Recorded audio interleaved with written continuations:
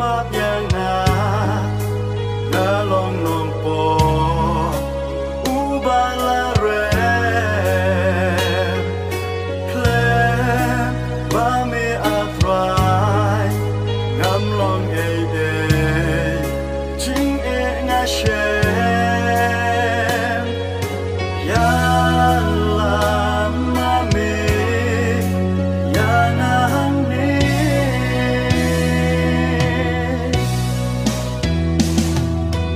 ya Lam Ia Nga atrai bapa em wat I no marwe kijin pen shoy pangan lo lak hang ni haka purpe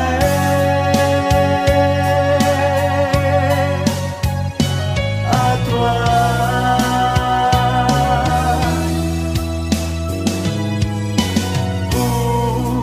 Joseph min way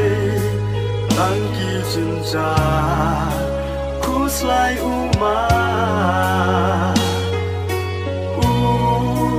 shaka le rai aka jing im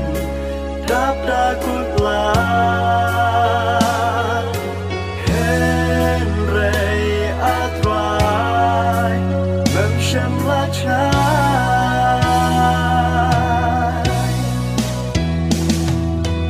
ya Lam Ia Nga atrai bapa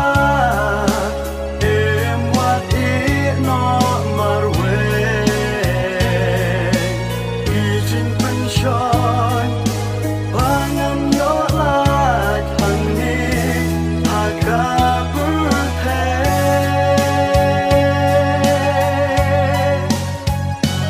atrai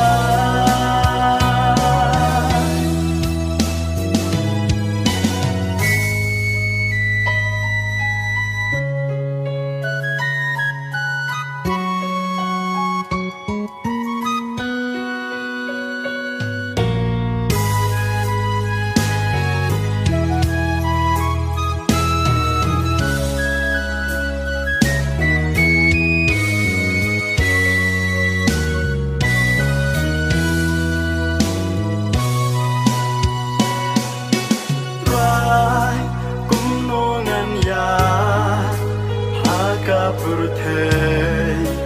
nasno shirkei sni kijing tenju ang marwehi yarap able rai kum Joseph yang abaske